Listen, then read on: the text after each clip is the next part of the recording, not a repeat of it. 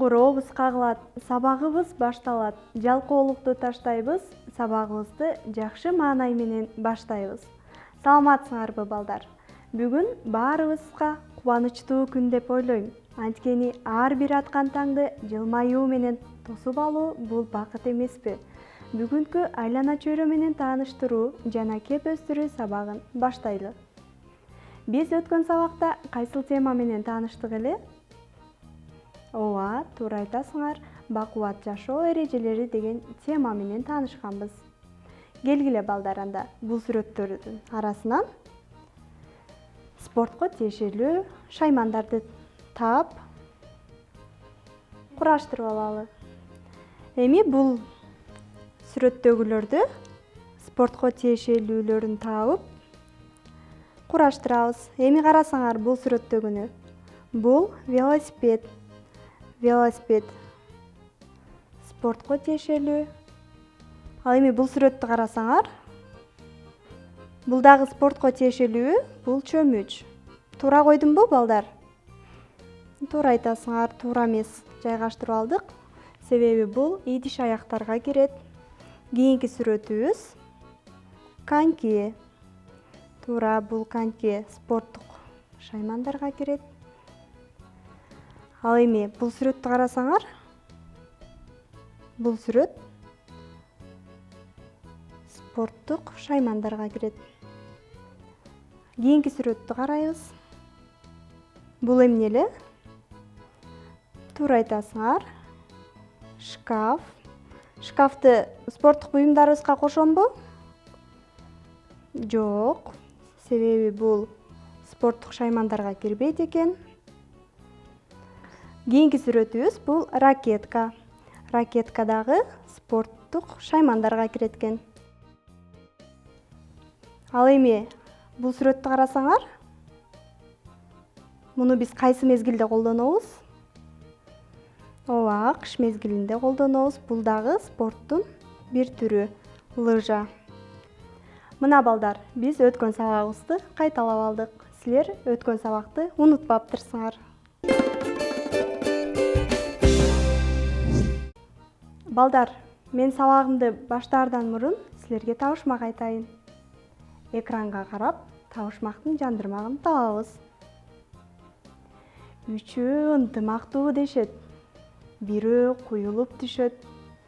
Бирөө кубанып ичет. Ал эми бирөө кулпунуп өсөт. Кана балдар, булар эмнелер? Ойлонуп таап көргүлөчү. Ооба, туура айтасыңар. Жамгыр, жер, өсүмдүк.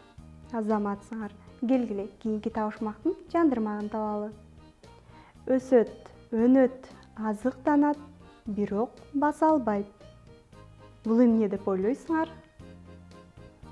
Эң туура, азаматсыңар. Бул табышмактын жообу өсүмдүк. Биздин бүгүнкү өтө турган темабыз өсүмдүктөр дүйнөсү. Бүгүн биз өсүмдүктөр дүйнөсүнө саякатка барабыз. Биз силер менен өсүмдүктөр жана ага керектүү шарттар жөнүндө сүйлөшөбүз. Өсүмдүктөр менен таанышасыңар жана жер менен болгон байланышын билесиңер. Өсүмдүктөрдүн жашоо тиричиликте зарылдыгын үйрөнөбүз. Гүлдөрдү, бак-дарактарды отургузууну, айлана чөйрөнү таза кармоону үйрөнөбүз. Балдар, жерге кандай нерсе тикпейли, баардыгы өсүп чыгат. Ошондойбу? Жерден өсүп чыккан нерсени эмне деп айтат экенбиз? Туура, өсүмдүк дейбиз. Айланабызды көптөгөн өсүмдүктөр курчап турат. Ал гана эмес, үйүбүздө дагы өстүрүлөт. Силердин үйүңөрдө кандай гүлдөр бар? Алардын аталыштарын билесиңерби? Ар бириңер үйүңөрдөгү гүлдөрдүн аттарын атагылачы. Кана балдар, сүрөттү карасаңар, эмнелерди көрүп турасыңар? Ооба, булар гүлдөр. Анда бул гүлдөрдүн аттарын чогуу атайлы. Бул гүлдүн аты фиалка, фикус жана геран гүлдөрү. Балдар, силер кандай өсүмдүктөрдү билесиңер? Айтып көргүлөчү. Туура айтасыңар. Бактар, гүлдөр, чөптөр жана башкалар. Жерден өсүп чыкканы үчүн чөптүү, гүлдүү, бакты, өсүмдүктөр деп коет экенбиз. Аларды чөптөр, бадалдар, бак-дарактар деп 3 топко бөлөбүз. Чөптөр кичине болот, тебелесе басырылып калат. Бак болсо чоң. Ал эми чөптөн чоң, бактан кичинелерди бадал деп айтабыз. Мисалы, карагат, ит мурун, чычырканак, табылгы, булардын бардыгы бадалга кирет. Ал эми алма, өрүк, алмурут, анар, жаңгак, картошка, сабиз, капуста жана пияз мына ушулардын бардыгы өсүмдүктөргө кирет. Алар жерден, топурактан өсүп чыгат. Демек, ошолордун баары жер эненин балдары. Түркүн гүлдөр жана чөптөр бар. Өсүмдүктөр ар түрдүү, бирок окшош жактары дагы бар. Тапкылачы, эмнелери окшош? Силер кандай ойлойсуңар? Силердин окшош жагыңар көзүңөр, оозуңар, колу бутуңар бар дейли. Ал эми бак менен чөптүн эмнеси окшош? Ооба, жалбырактары жашыл, чөптүн да, бактын да тамыры, сабагы болот. Чөптүн сабагы жана тамыры кичинекей. Ал эми бактын сабагы кандай болот? Туура айтасыңар, бактын сабагы чоң болот. Кээде ал тарбайып, жер бетине чыгып калат. Гүлдүн дагы уругу, сабагы, жалбырагы болот. Гүл өзү гүлү, мөмөсү, сабагы, жалбырагы жана тамырынан турат. Азыр биз гүл жасайбыз. Аны үйрөнүп алсаңар, силер үйдөн апаңардын, жакындарыңардын туулган күнүнө, майрамдарда тартуулап, маанайын көтөрүп кубандыкла. Алгач түстүү кагаздардын арасынан мен кызыл түстүн тандап алдым. Эми ушул кызыл түстү тең ортосунан 2-ге бүктөйбүз.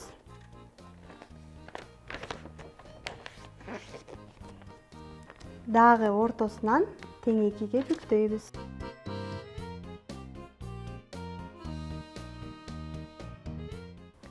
Эми бүктөлгөн кагаздын бетине гүлдү тартабыз.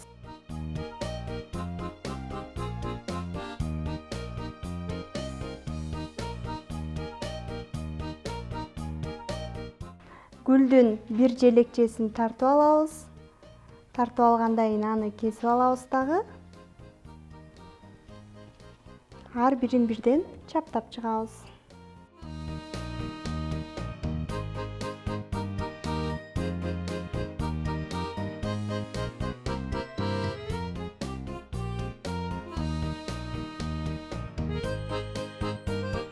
Мына балдар, гүлдүн ар бир желекчесин тартып кесип алдык. Эми гүлдүн ортосун сары түстөгү барак менен чаптайбыз. Тегерекче кылып тартып алабыз дагы, аны кесип чыгабыз.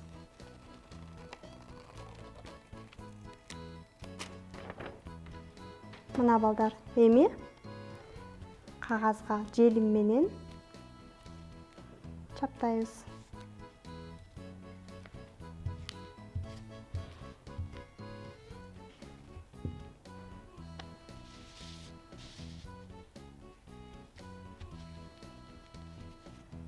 Эми бул тегерекченин жанына даяр болгон желекченин ар бирин чаптап кошуп чыгабыз.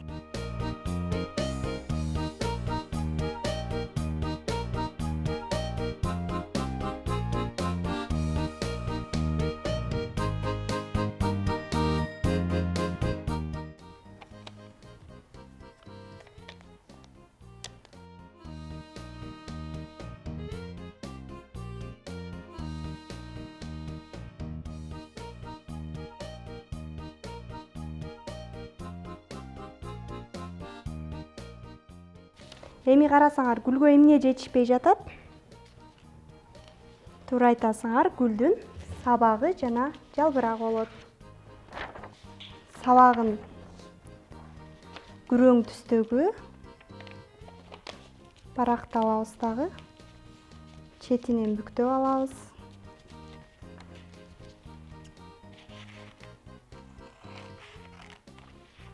Бүктөлгөн боюнча кесип алабыз.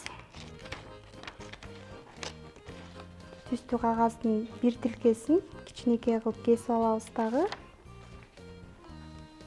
Гүлдүн тамырын жасайбыз. Эми бул сабагын гүлгө чаптайбыз.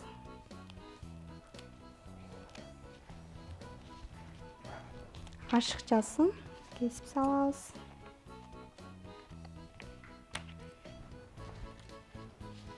Эми карасаңар, дагы эмне жетишпей жатат? Туура айтасыңар, жалбырак. Гүлдүн жалбырагын мен сары түстөгү кагаздан жасайм. А силер болсо жашыл түстү колдонсоңор болот. Түстүү кагазга гүлдүн жалбырагын тартып кесип алабыз.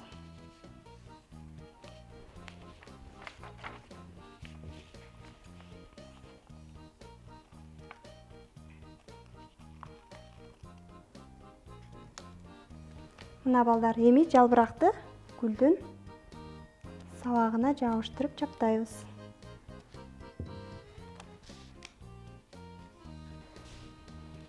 Эми балдар, бул гүлдүн тамырын жасайбыз. Тамырын жасаш үчүн мен ак түстөгү жиптерди колдондум. Тамырын гүлдүн сабагынын жанына чаптап чыгабыз. Өсүмдүктөр тамыр аркылуу азыктанат. Тамыр гүлдүн сабагынын астында болот.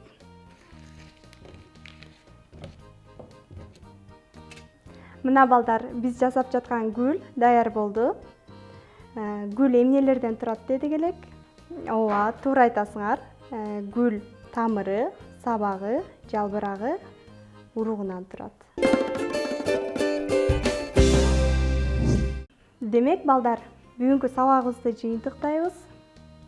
Бүгүнкү тема силер үчүн абдан кызыктуу болду деп ойлойм. Кийинки сабакта көрүшкөнчө сак саламатта тургула.